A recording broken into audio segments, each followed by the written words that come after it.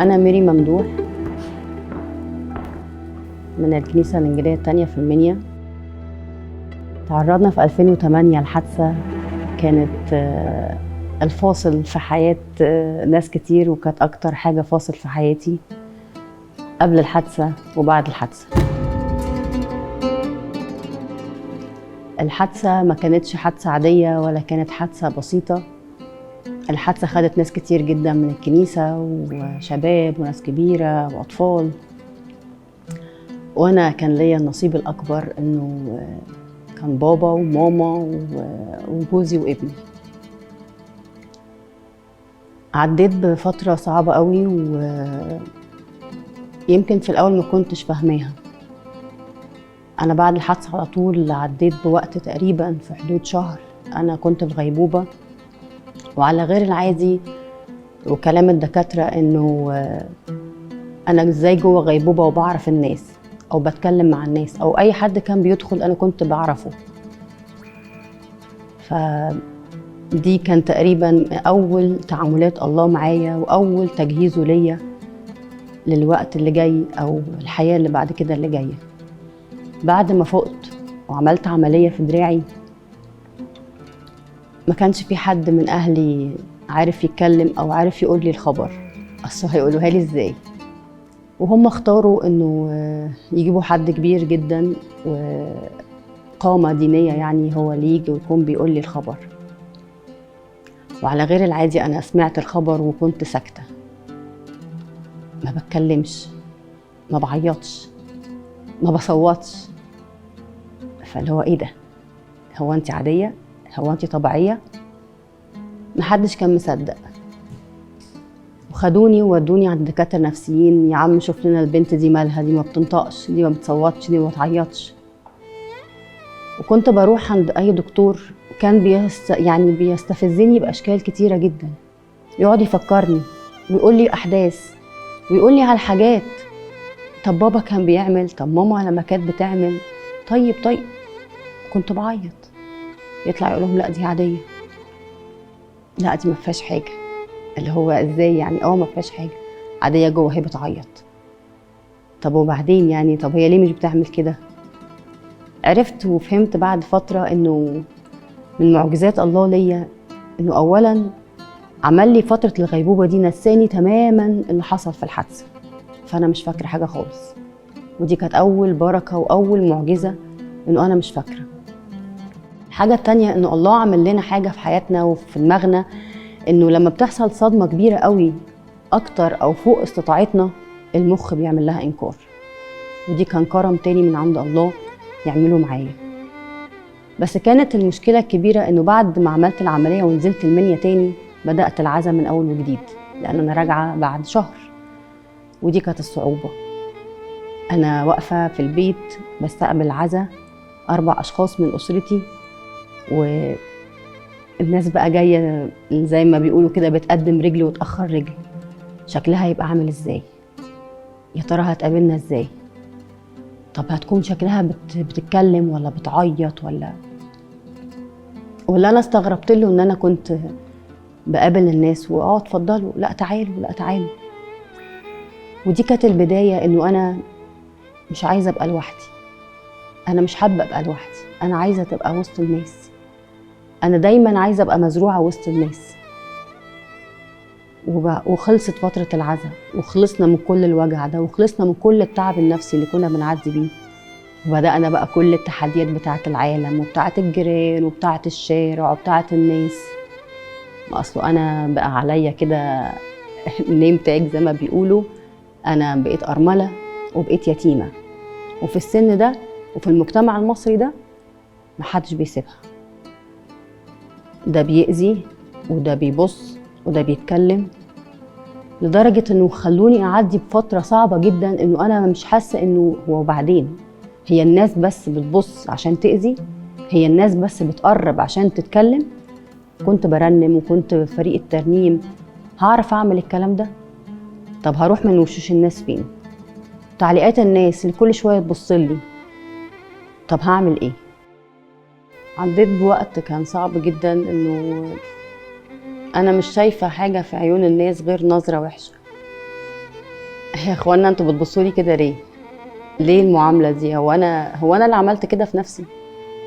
طب ربنا سمح بحاجه زي كده، سمح انه انا اتحط في تجربه صعبه زي كده، انا مالي؟ يعني انا ذنبي ايه؟ انتوا ليه بتعاملوني على اني انا المشكله؟ المشكله مش فيا. وسمعت بقى كتير دي مش فارق معاها، اصلها ما عيطتش. انا ما عيطتش وقت الحادثه لاني كنت مصدومه، لكن مين قال انا ما عيطتش بعد كده؟ انا ما افتكرش ان في وقت عدى عليا ولا مناسبه عدت عليا ولا يوم عدى عليا وانا مش عايزاهم جنبي. في اصعب حاجات، في شغل، في سفر، انا لما بنزل اشتري طلبات عاديه بسيطه انا ببقى عايزاهم جنبي. انا وسط شغلي اللي كنت بعمله ورق بخلصه يمين وشمال، انا كنت معروفه ان ميري دي اللي بتعيط رايحه جايه في الكوريدور بتعيط. مش بعيط عشان الوقت صعب ولا ان الورق شغله كتير ولا انه متعب، انا بعيط عشان عايزاهم. انا عايزه بابا، انا عايزه ماما، انا عايزه احس ان هم معايا، احس ان هم معايا في كل حاجه. لما ابقى تعبانه الاقي مين يطبطب عليا. لا بعيط، لا بعيط على فكره، وبعيط كتير. مش شرط عشان ما عيطتش وقت الحادثه يبقى انا ما عنديش احساس، ولا لا بعيط.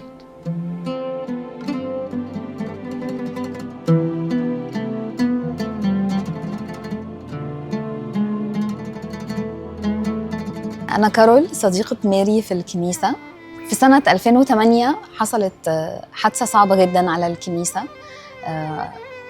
حادثة صعبة علينا احنا كأفراد قبل الكنيسة. أغلبية الناس حوالينا كانوا بيشجعونا إن احنا نبقى حوالين ميري ونسندها ونشددها، لأنه إنجاز التعبير ميري كانت أكتر المتضررين في الحادثة، أكتر حد فقد ناس غاليين عليها. فارق معايا جدا، ومش ممكن انسى كل حد وكل شخص وقف جنبي، ساعدني، اداني من وقته، حتى لو مجرد بس قاعده صامته من غير اي كلام. بيفرق معايا جدا، مش ممكن انسى. حاجه كمان فرقت معايا جدا في حياتي، انه انا ما تقوقعتش جوه نفسي وقلت لا لا لا لا خليني زي ما انا كده، انا مش هتغير، وانا خليني بقى اقعد ابكي على اللي حصل لي وانا محدش حصله زي اللي حصل لي. لا، انا فكرت افهم نفسي. هو انا اللي حصل لي دوت يا ترى ليه تفسير؟ هو انا اللي حصل لي ده ممكن ان انا اشفى منه، ان انا اتعافى؟ من ضمن الحاجات اللي كانت تحدي بالنسبه لي انه انا ازاي اكون برجع اقعد وسط الناس واتشارك وسط الناس واكمل خدمتي كمان وسط الناس وسط فريق الترنيم. كان بالنسبه لي موضوع صعب جدا، لانه مع اول مره طلعت اخدم كنت لسه لابسه اسود. الناس كانت بتشاور عليا وبيشاوروا ويقولوا هي دي اللي اتمات لها 4. واحيانا كنت بسكت كده واقول هو انا هينفع اكمل وانا واقفه على المنبر والناس بتقول نفس الكلام ده؟ ده كان الشيطان كتير قوي قوي، كان بيحاول يفشلني، كان بيحاول يحبطني. بس انا قلت لا، انا هكمل، انا هسبح. وكنا كمجموعه كبيره من الكنيسه بنتجمع دايما مع بعض وبنقعد في بيوت بعضينا نرنم ونسبح ونصلي. كانوا من اكتر الناس الداعمين لي جدا، واكتر الناس اللي فعلا حسيت ان هم فعلا عيله تانية ليا. انا بتكلم براحتي، بتشاف براحتي، بتسمع براحتي. محدش ابدا كان بيلومني او بينتقد اي حاجه انا كنت بعملها، بالعكس انا كنت بلاقي دعم. انا ليا مين يا يسوع غير قلبك اللي حبني، بتضمني وبيهمك اصغر حاجه بتهمني.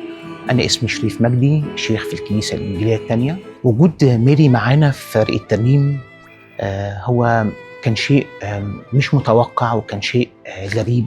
كان حقيقي وقت نقل الفريق كله نقلة جديدة في عمق جديد احنا ما كناش دخلنا فيه كفريق ترنيم.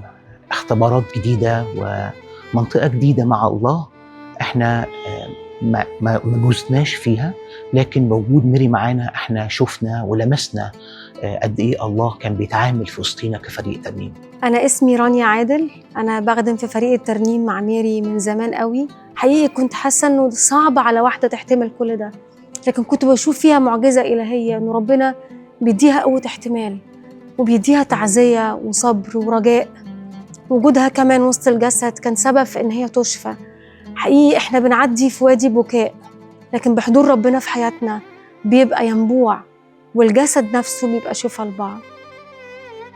حصلت نقلة كبيرة جدا في حياتي. من أول ما كنت شايفة إيد الله معايا ومعجزاته معايا، اداني دفعة واداني نقلة كبيرة جدا في حياتي، إن أنا أكمل وإن أنا ما استسلمش للحزن. بالعكس، أكمل في الترنيم وأكمل في الخدمة وأبتدي وأفتح لنفسي مجالات كتيرة تانية أكبر من خلالها. أنا حتى لما اخترت إني أرسم مكان الجرح في شكل فراشة، أنا اخترت أكون برسم حاجة شوية بتشبهني أو شبهي شوية. الفراشة كانت دودة ماشية مسحولة على الأرض، شكلها وحش، شكلها قبيح أصلاً، لكن اتغيرت. شكلها بقى منطلق، شكلها بقى مبهج، شكلها بقى ملون وبتطير، مش ماشية في الأرض. أنا حسيت إن هو ده اللي بيحصل لي. أنا مرضتش أكون محبوسة ومكسورة وعايشة بس في الحزن، لا، أنا حبيت أن أكون منطلقة وأكون عايشة وأكون بكبر وبتوسع في خدمتي وبتوسع في دراستي، وتكون هي دي شكل حياتي. حياة كلها فرح، حياة كلها ابتهاج، حياة كلها ألوان، حياة كلها فعلا سعادة. ليه نعيش حزنة وليه نعيش كئيبين؟ الله مش عايزنا كده، بالعكس. أبسط حاجة وأسهل حاجة إن هو أكون عايشة في بيتي وقافلة عليا بابي وأقول يلا وارضى بنصيبي. لا، أنا اخترت إني أكون بطلع بره الأسوار بتاعت الحزن وأكسرها وأكون بعمل زي الفراشة، أكون بطير. من ضمن الحاجات اللي الناس كتيرة كانت بتستغربها، عملتها أنا وصاحبتي، إن إحنا جينا عند الأتوبيس وتصورنا. فأنا بعمل ذكريات تانية جديدة مبهجة من الحاجة اللي كانت بالنسبة لي سبب ألم. أنا مش هبص على الألم وأفضل أقول يا ريتني ومش يا ريتني، ولا هو ده اللي بيكسرني ولا هو ده اللي لا، بالعكس، أنا باجي جنبه وبعمل ذكريات جديدة. ومن فترة قريبة، يعني بعد الحادثة بكام سنة، حد كان بيسأل يعني إيه وحدة، أو عرفوا معنى كلمة وحدة. فلقيت نفسي بسكت كده وبضحك وبقول أنا تقريبا ما عشتهاش، وتقريبا ما أعرفش يعني إيه كلمة وحدة. أنا من البداية اخترت إن أنا أكون موجودة وسط الناس. ومن بعد الحادثة ربنا كمان كرمني بخدمتي في لجنة ثانوي، اللجنة العامة لشباب ثانوي تبع سنود سنين الإنجيلي. أنا من أول ما بدأت الخدمة في اللجنة وأنا حسيت إنه أنا بقى عندي عيلة تانية. من أول باشمهندس عادل وهو الأب الروحي لينا كلنا، لمجموعة كبيرة جدا من الشباب والشابات بنخدم مع بعض. إحنا بقينا فعلا عيلة واحدة. أنا ما بقتش بتكسف وأنا بروح بيوتهم وهم بيجوا عندي، نتقابل وبنقعد مع بعض وبنتكلم ونصلي ونسافر ونعمل مؤتمرات وأيام روحية وتدريبات للشباب. فرق معايا جدا. أنا بقى عندي في كل فترة، وده يمكن تعويض كبير جدا من ربنا ليا، ما كل فترة في حياتي كان في مجموعة صحاب. الناس كانت بتقول معقولة وقت الثورة يعدي، ومعقولة وقت صعب يعدي، ووقت كورونا يعدي والناس تبقى لوحديها، بس أنا ما كنتش لوحدي. أنا فعلا ما كنتش لوحدي. مع كل فترة زمنية عديت عليها فعلا كان في مجموعة. أنا بشبه اللي بيحصل لي ده بالظبط زي المفلوج. المفلوج كان مش عارف يتحرك، ومين اللي شاله؟ صحابه. خدوه وعملوا عمل غريب جدا، والناس كلها استغربت هو ازاي عملوا كده، لكن كان عندهم إيمان. هم صحابه. أنا صحابي كانوا بيعملوا معايا كده، ما كنتش بتكسف لا من حزن ولا من ضيق ولا من ألم. وجودهم بس حواليا بس كان بيطيب جرحي، كان بيهديني، كان بس بيديني طمأنينة ويديني طمان، كان بيبسطني، كان بيفرحني جدا. أصحاب المفلوج راحوا عملوا اختراع وطلعوه فوق السقف وفتحوا السقف عشان بس يشوف الرب يسوع. عندهم إيمان إنه هو لو شافوا ولمسوا هيشفى. والرب يسوع لما شافهم وشافوا ما شافهوش عشان خاطر إيمانه هو، بالعكس قال لهم كده أنا هشفيه عشان إيمان أصحابك. أنا مع كل وقت عديت بيه أنا فعلا كان عندي صحاب كده. مع كل فترة وكل دايرة أنا مريت بيها أنا فعلا عشت مع الناس دي بجد. رفعوني الصلاة والتشجيع والمعية، وكانوا دايما ظهر وسند ليا في كل وقت وفي كل مكان. وطبعا مش ممكن أنسى تحدي كبير جدا ليا وسط أهلي، وإزاي كانوا بيدعموني، إزاي كانوا واقفين جنبي، إزاي كانوا واقفين في ظهري في كل حاجة كنت بعملها، كل حاجة كنت بقررها، خدمة، سفر، تغيير مكان أو محل إقامة، أي حاجة أنا كنت بفكر فيها. أحب أشارككم بحاجة كمان. صديقة عمري ورفيقة رحلتي من أول الحادثة لغاية دلوقتي، أكتر واحدة بتفهمني من غير ما أتكلم. ممكن لو كلمتين في الشات تفهم إن أنا عندي مشكلة، ممكن لو تسمع صوتي تقولي لا ده أنتي تعبانة أنا هجيلك. ممكن نخرج نقعد مع بعض من غير ما نتكلم خالص، وجودنا بس جنب بعض سند. شايفاني متضايقة تجيب لي حاجة حلوة، تجيب لي وردة، تجيب لي شوكولاتة. شايفاني متضايقة تقولي طب ما تيجي نسافر. وجودها فارق جدا في حياتي، عاملة فرق كبير جدا وعاملة تغيير في حياتي بشكل ما يتوصفش. وجودها فعلا مكملني في كل مرحلة. أنا بتكلم عن نيرة، أنا حاسة إنه فعلا هي كأنها زي العمود الفقري بتاعي. هي اللي بتشجعني، اللي بتسندني، أكتر واحدة فهماني، ما بتكسفش أبدا وأنا بفضح نفسي قدامها، أكشف احتياجي، أقول إيه اللي وجعني، إيه اللي تعبني، وما بتكسفش وأنا بقول لها حاجات فعلا أنا غلطت فيها أو حاجات فعلا مألماني. حبها غير مشروط، ما بتعمليش أي مشكلة في حياتي، لكن بالعكس بتشجعني وبتسندني. النقلة الكبيرة اللي حصلت في حياتي إنه أنا شفت الله معايا بطريقة معجزية مختلفة كتير.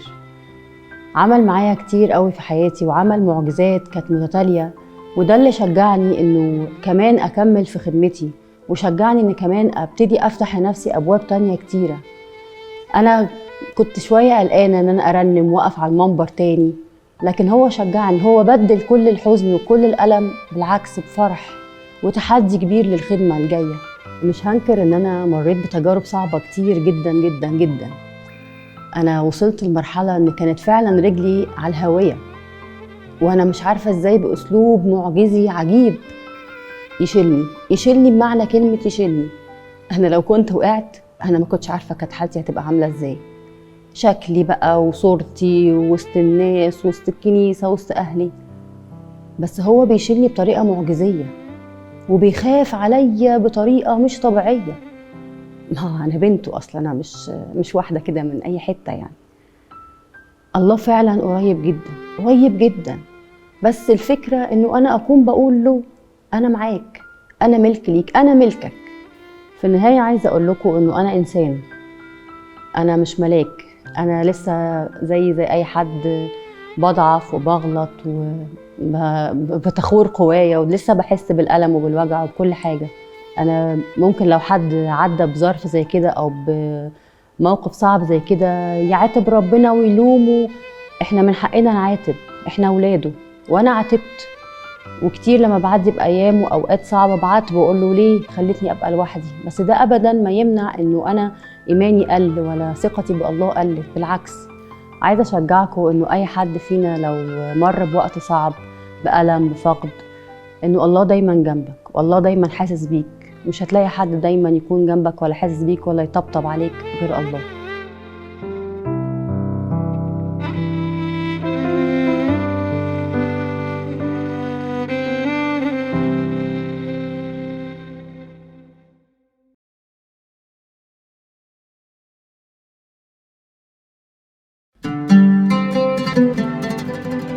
اللؤى أصل الحكاية.